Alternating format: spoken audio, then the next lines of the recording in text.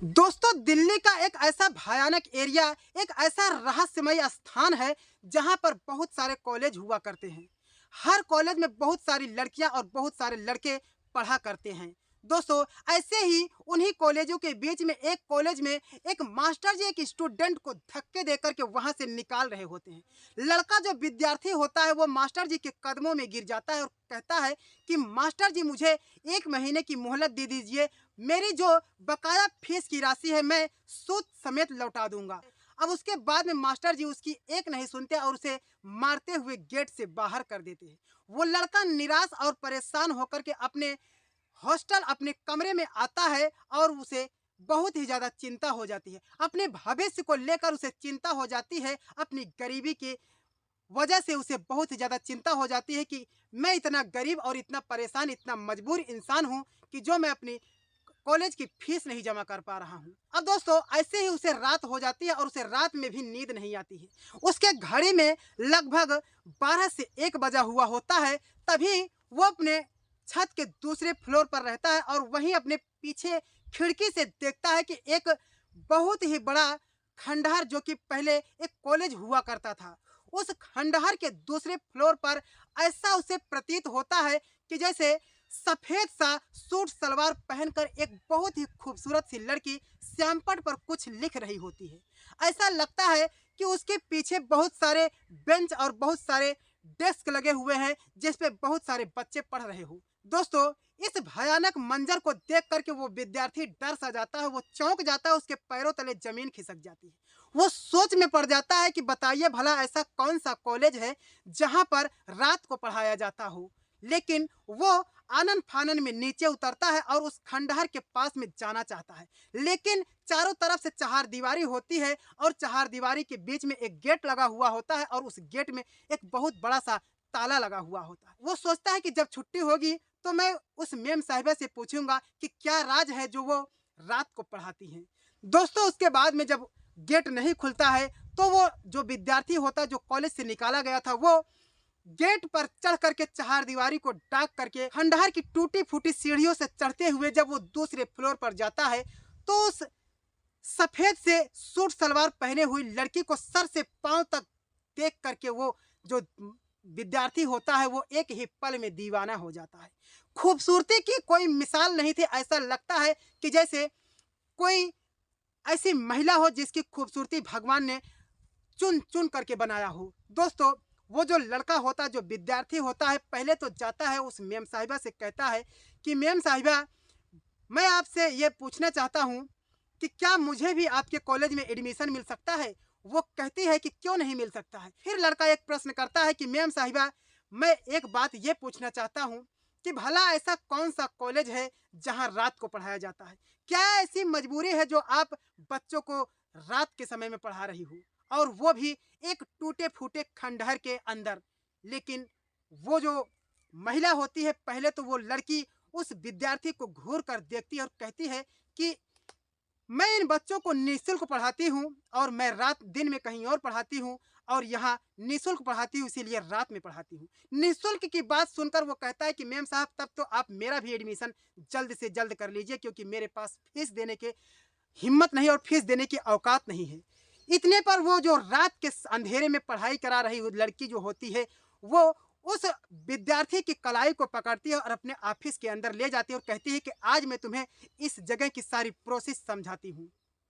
वो कहती है कि कल से तुम्हें 2 बजे के बैच में रखा जाएगा और उस बैच में तुम अकेले होगे। दोस्तों, उसके बाद में वो जो विद्यार्थी होता है वो अगले दिन 2 बजे रात के समय में जब अपने बैच में आता है तो उस वक्त उस डेस्क पर वो अकेला होता है। जो मैम साहिबा होती है कहती हैं कि जिस विषय को मैं तुम्हें पढ़ाना चाहती हूँ, पहले मैं तुम्हें एक काम कराना चाहती हूँ तुमसे। वो लड़का कहता है कि मेम साहब क्या है। तब उसके बाद में वो लड़की कहती है, जो मेम साहिबा होती है, कहती है कि मेरी जवानी की आग को तुम्हें पहले ठंडा करना होगा, फिर मैं तुम्हें पढ़ाऊंगी। अब दोस्तों, उसके बाद में यह सुनकर वो लड़का चौंक जाता है।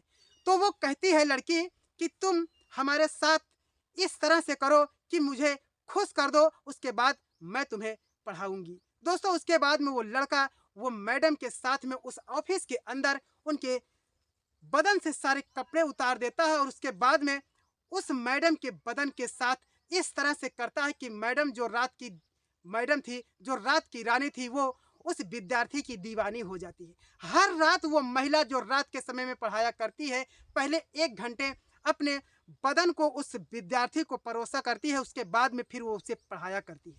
दोस्तों, कौन है वो रात की जो टीचर जो सफ़ेद सा सूट सलवार पहन करके रात में पढ़ाया करती है? अगर इस कहानी को पूरी तरह से जानना है, क्या रहस्य है ये जो लड़की रात के समय में पढ़ाती है और पहले अपनी जवानी की आग को परोसती है, तो अगर इस कहानी से पर्दा उठाना है दोस्तों, तो पहले आपको इस वीडियो को पूरा देखना है, तब जाकर के आपको ये कहानी समझ में आएगी। तो दोस्तों, देर न करते हुए हम अपनी कहानी को विस्तार से बताएंगे, लेकिन उसके पहले बस एक वही रिक्वेस्ट कि आप हमारे इस चैनल को सब्सक्राइब कर लीजिए और वीडियो को लाइक कर दीजिए। तो देर न करते हुए आइए हम अपनी कहानी के मुद्दे पर चलते हैं। दोस्तों, ये कहानी उत्तर प्रदेश के आजमगढ़ जिले की एक छोटे से गांव की है, जहां पर एक पंकज नाम का लड़का जो कि बहुत ही गरीब हुआ करता है। दोस्तों, पंकज के पिता का नाम राम नारायण होता है। दोस्तों, राम नारायण अपने बेटे को कुछ भी सोचते हैं कि मैं कैसे भी रह लूँगा, लेकिन अपने बेटे पंकज को बहुत ही अच्छे से पढ़ाऊँगा और पंकज की एक बहुत ही खूबसूरत सी लड़की से शादी करूँगा। दोस्तों, ऐसे ही परिवार चल रहा होता है, किसी तरीके से गुजर बसर हो रहा होता है और पंकज अपनी पढ़ाई में तल्लीन होकर के पढ़ाई कर रहा होता है। जो पंकज के पिताजी राम नारायण होते हैं, राम नारायण मेहनत मजदूरी करते हैं और ईंटा गारा करके अपने बेटे को पढ़ाया करते हैं। लेकिन दोस्तों, ऐसे ही जो पंकज होता है, पंकज का अपने इस गांव से जब पढ़ाई पूरी हो जाती है, तो उसकी जब डिग्री पूरी हो जाती है, तो वो अपनी नौकरी की तरफ जब बढ़ता है, तो उसकी जब डिग्री लेने के समय आता है, तो वो दिल्ली में जाकर के पढ़ाई करने लगता है। लेकिन वहाँ पर पढ़ाई करते वक्त जो राम नारायण पिताजी उसके होते हैं, कहते हैं कि बेटा, तेरी माँ की तबीयत ठीक नहीं है, और वो कहती है कि अपने बेटे पंकज की एक खूबसूरत सी लड़की से शादी कर देते हैं और पढ़ाई तो यूं ही चलती रहेगी। अब दोस्तों, जो पंकज होता है कहता है कि पिताजी, इतनी भी क्या जल्दी है, मैं जब तक एक अच्छी खासी नौकरी नहीं हासिल कर लेता, तब तक मैं अपनी शादी नहीं करना चाहता था। लेकिन माँ बाप के हालातों को देखकर, मजबूरियों को देखकर, और इसकी माँ की बीमारी ऐसी थी कि बेटा, मजबूरी में वो कहता है कि ठीक है पिताजी, जैसा आप कहते हैं, मैं शादी करने के लिए तैयार हूँ। अब दोस्तों, जो लड़का होता है वो दिल्ली से फौरन घर पर आता है और उसके पिताजी उसकी एक लड़की देखने जाते हैं, जो कि बहुत ही खूबसूरत होती है, जिसका नाम रेशमा होता है। दोस्तों, रेशमा बहुत ही सुंदर होती है और रेशमा अपनी पढ़ाई को पूरा करके एक सरकारी स्कूल में एक टीचर बन चुकी थी, जो कि कुछ बच्चों को पढ़ाया करती थी। अब दोस्तों, उसके बाद उसके पिताजी पंकज से कहते हैं कि बेटा, मैंने तेरे लिए एक खूबसूरत सी लड़की देख रखी है, और लड़की के घर वाले भी कह रहे हैं कि अगर लड़का तुम्हारा पढ़ रहा है और अच्छी खासी पढ़ाई कर रहा है और नौकरी के क्षेत्र पर जाने की तैयारी कर रहा है, तो मुझे ये रिश्ता मंजूर है। अब दोस्तों, पंकज पूरी तरह से अपनी शादी की देखरेख करके और कराने के बाद, और पुनः वो लड़का दिल्ली में आकर अपने जो बची हुई पढ़ाई था उसको पूरा कर रहा होता है। इन्हीं बीच में जो पंकज के पिताजी होते हैं, उनकी पैसे की बहुत ही ज़्यादा तंगी हो जाती है। इधर शादी के खर्चे को पूरा कर रहे होते हैं, किसी तरीके से वो अपने बेटे की शादी के लिए एक एक रुपए को इंतजाम करते हैं, और इधर बेटा पढ़ाई के समय में फीस के लिए बहुत ही ज़्यादा चिंता में हो जाता है। दोस्तों, इसकी शादी की पूरी तरह से तैयारी हो चुकी थी, और अचानक से एक दिन पंकज के पास में इसके पिता राम नारायण का फोन आता है और कहता है, राम नारायण कहते हैं कि बेटा पंकज, जो तुम्हारी जहां शादी तय हुई थी, अब तुम उस शादी को भूल जाओ, क्योंकि जिस लड़की को हमने देखा था, वो लड़की अब इस दुनिया में नहीं रही और उसकी मौत हो चुकी है। पंकज यह सुनकर कहता है, पिताजी, ये क्या आप बता रहे हो? अभी पिछले ही महीने हम लोगों ने एक लड़की को देखा था, और अचानक से क्या हुआ कि उसकी मौत हो गई। दोस्तों, जो पंकज के पिता राम नारायण होते हैं, कहते हैं कि बेटा, ये तो मुझे भी पता नहीं, लेकिन उस लड़के के पिताजी अपने घर पर आए थे और कहते हैं कि मुझे अब इस रिश्ते को इनकारना है, क्योंकि मेरी बेटी अब इस दुनिया में नहीं है। पंकज कहता है कि पिताजी, मुझे तो लगता है कि वो लोग मेरी गरीबी का मजाक उड़ा रहे हैं, या तो मैं नौकरी पर अभी कदम नहीं रखा हूँ, इसलिए वो लोग इस रिश्ते को नकार रहे हैं। लेकिन जो राम नारायण होते हैं कहते हैं कि बेटा बात चाहे जो भी हो, लेकिन अगर गरीबी हो तो लोग कुछ भी मजाक बना देते हैं, लेकिन मुझे इस मजाक नहीं लग रहा है कि कोई अपनी बेटी को भला मौत का बहाना थोड़ी बताएगा। अगर उसे शादी नहीं करना है बेटा तो वो दूसरा भी तरीका बता सकता था, दूसरा भी बहाना बता सकता था, लेकिन अपनी बेटी को एक मौत का बहाना लेकर के क्यों आएगा। लेकिन पंकज कहता है कि ठीक है पिताजी, जाने दीजिए, अगर जब उसकी मौत हो गई तो हमारी शादी कहीं और हो जाएगी। और रही बात शादी की, तो मैं तो सोचता हूँ कि जब तक मैं एक नौकरी नहीं पा जाऊंगा तब तक शादी नहीं करूंगा। दोस्तों ऐसे ही समय चलता रहता है और पंकज को पढ़ाई के समय में काफ़ी समय बीत जाता है और लगभग 2 से 3 साल का वक्त बीत जाता है। ऐसे ही एक दिन की बात है कि पंकज की जो फीस होती है वो कई महीने से बाकी होती है, जिसकी वजह से मास्टर जी उसे उस कॉलेज से धक्के मार करके निकाल दिए होते हैं। और जो पंकज होता है मास्टर जी के कदमों में गिर जाता है और कहता है कि मुझे कुछ दिनों की मोहलत दीजिए, मैं आपका सूद समेत जो फीस है उसे भर दूंगा। लेकिन जो मास्टर जी होते हैं फिर भी नहीं मानते और उसे गेट से धक्के देकर के मारते हुए निकाल देते हैं। अब जो लड़का पंकज होता है वो निराश होकर के अपने कमरे में आता है और अपने कमरे के दूसरे फ्लोर पर जाकर के अब लेट जाता है और चिंता में हो जाता है कि हमारी नौकरी के दिन दूर नहीं थे और इस वक्त हमारे पास पैसे की इतनी ज़्यादा तंगी आ गई कि मैं अपनी फीस को नहीं जमा कर पा रहा हूँ। वो सोच रहा था कि मेरी जो कोर्स है वो लगभग 6 महीने की और बची थी और अगर इस कोर्स को मैं पूरा कर लेता तो मैं नौकरी के उस पद पर खड़ा हो जाता और उस दिन से मेरी गरीबी दूर हो जाती। लेकिन दोस्तों जो लड़का पंकज होता है इस बात की चिंता में था कि क्या करूं जिससे मेरा भविष्य सुधर जाए, जिससे मैं अपने माँ बाप के चेहरे पर खुशी ला सकूं। लेकिन दोस्तों ऐसे ही सोचते सोचते पंकज को बहुत ही ज़्यादा चिंता थी और रात हो जाती है, उसे नींद नहीं आती है। उस वक्त घड़ी में 12 से 1 बजा हुआ होता है कि देखता है उसके सामने पीछे एक खिड़की होती है और खिड़की के पीछे एक बहुत ही बड़ा खंडहर होता है, जो कि उस खंडहर के दूसरे फ्लोर पर एक बहुत ही खूबसूरत सी लड़की, जो कि ऐसा लगता है जैसे ऐसा प्रतीत होता है कि जैसे वो श्यामपट में कुछ लिख रही हो और बच्चों को पढ़ा रही हो। वो थोड़ी देर के लिए डर सा जाता है, सहम जाता है और वो तुरंत ही अपने उस दूसरे फ्लोर से नीचे आता है और नीचे आने के बाद तुरंत ही उस खंडहर के पास में जाता है और देखता है कि चारों तरफ से चहारदीवारी लगी हुई है, बीच में एक गेट लगा हुआ होता है और गेट में ताला लगा हुआ होता है। यह सब देख करके वो काफ़ी देर तक इंतजार करता है और सोचता है कि जब छुट्टी हो जाएगी तो मैं इस मेम साहिबा से जाकर के पूछूंगा कि क्या वजह है जो रात के अंधेरे में और रात के वो भी 1 बजे के समय में वो क्यों इस कॉलेज में रात को पढ़ाती हैं, क्या इसकी रहस्य है। मैं इस रहस्य को जानना चाहता हूँ और मैं भी हो सके तो इस जगह पर पढ़ाई करना चाहता हूँ दोस्तों।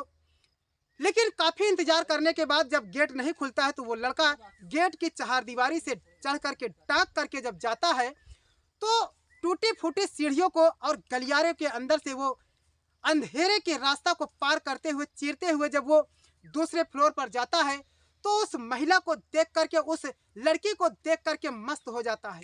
उसकी खूबसूरती की कोई मिसाल नहीं थी, वो सर से पांव तक ऐसा लगता है कि जैसे कोई अप्सरा हो। दोस्तों वो लड़का पहुंच करके उस महिला से पूछता है कि मैम साहिबा पहले मुझे आप ये बताइए कि एक खंडहर में वो भी टूटे फूटे मकान में आप रात के समय में क्यों पढ़ाती हो। वो कहती है कि मैं कहीं और दिन में पढ़ाई कराती हूँ और रात के समय में मैं निःशुल्क बच्चों को पढ़ाती हूँ।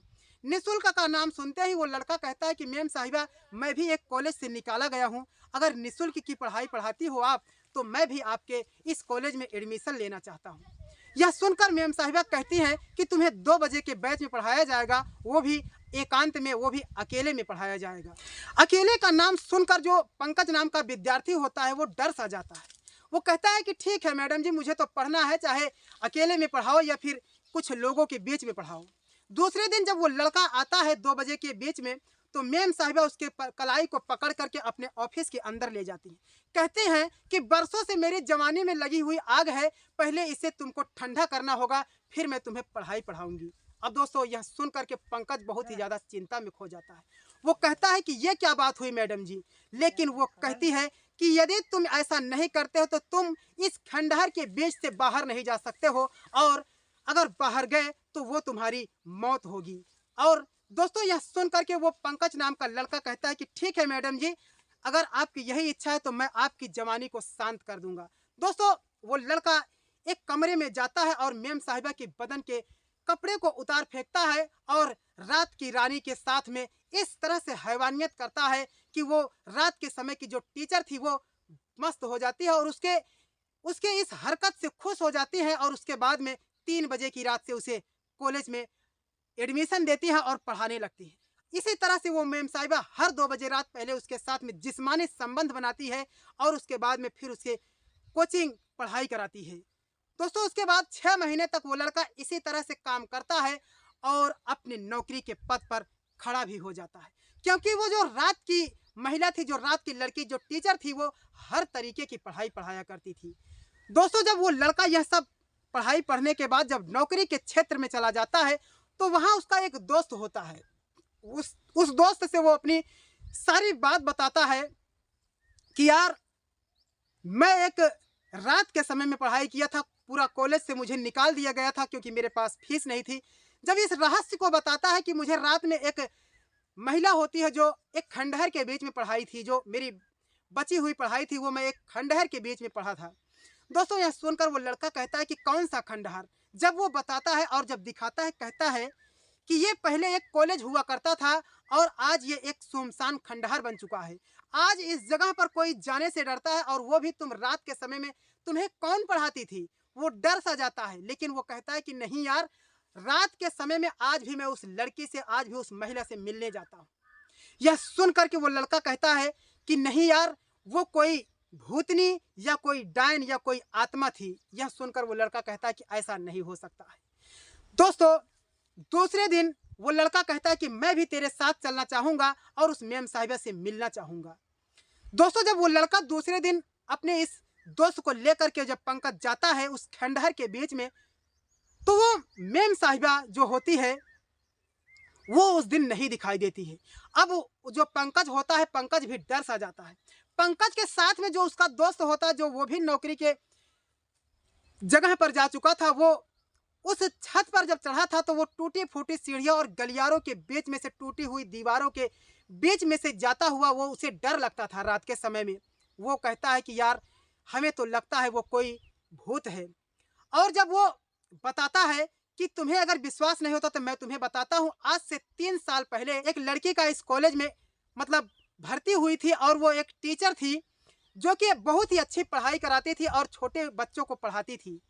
दोस्तों वो लड़का और भी बताता है पंकज से कि एक ऐसी घड़ी आती है कि बारिश का समय था और बिजली आसमान में कड़कड़ा रही थी और बहुत ही जोरों में बारिश बरस रहा होता है, और आसमान से एक बिजली गिरती है जिससे वो उस कॉलेज में गिरती है, और उस कॉलेज में गिरते ही जो भी सारे बच्चे थे उन बच्चों की भी मौत हो जाती है, और जो मेम साहिबा थी उनकी भी मौत हो गई। और उस दिन से यह कॉलेज एक खंडहर के रूप में एक रहस्य बन गया, और आज उस दिन से लेकर के आज तक इस कॉलेज में कोई भी पढ़ने के लिए नहीं आता है। यह सुनकर पंकज के पैरों तले जमीन खिसक गई। तब तक पंकज को अचानक सा चक्कर आता है और पंकज वहीं गिर जाता है, और पंकज के अंदर एक आत्मा प्रवेश कर जाती है, और पंकज ऐसा लगता है कि जैसे अब इसकी मौत हो जाने वाली हो। पंकज को जब किसी तरीके से होश आता है तो पंकज को एक तांत्रिक के पास ले जाया जाता है। पंकज के पिता को यह खबर मिलती है तो पंकज के पिताजी भी भागकर दिल्ली आते हैं, और उसके बाद में एक तांत्रिक बताता है कि तुम्हारा जो ये बेटा है, कभी आपने इसकी शादी तय की थी?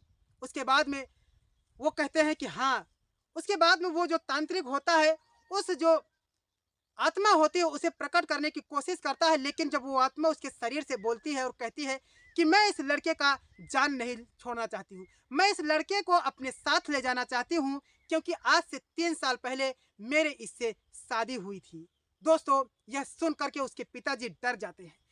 वो पूरी बात को बताती है कि ये मेरा पति बनने वाला था और मैं एक टीचर थी, मैं भी खुश थी कि मैं जिस घर में जा रही हूँ उस घर में खुशियाँ ला दूंगी, लेकिन कुदरत को कुछ और मंजूर था और बिजली गिरी और उस मेरे स्कूल में और मेरे मेरे सहित जितने भी बच्चे थे सभी इस दुनिया को छोड़ करके हमेशा के लिए मिट चुके हैं और मैं भी इसी दीवार के अंदर दब गई और तब से मैं अपने पति की राह देख रही थी।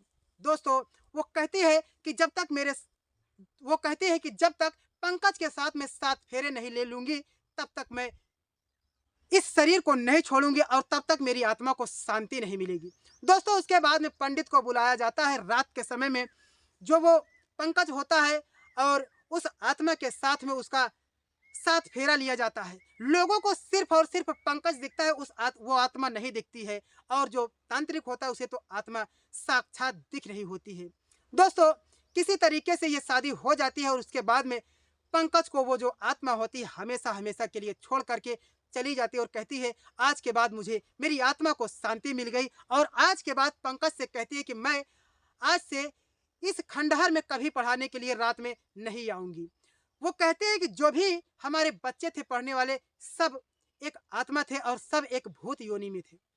दोस्तों, यह सुन कर के जो पंकज होता है बहुत ही हैरान हो जाता है। तो दोस्तों, ये थी हमारी कहानी। अगर ज़रा भी अच्छी लगी हो तो हमारे इस चैनल को सब्सक्राइब कर दीजिए और वीडियो को लाइक कर दीजिए। फिर मिलता हूँ किसी नए वीडियो के साथ में, तब तक के लिए हर शहर की कहानी से सागर को दीजिए इजाज़त। जय हिंद, वंदे मातरम।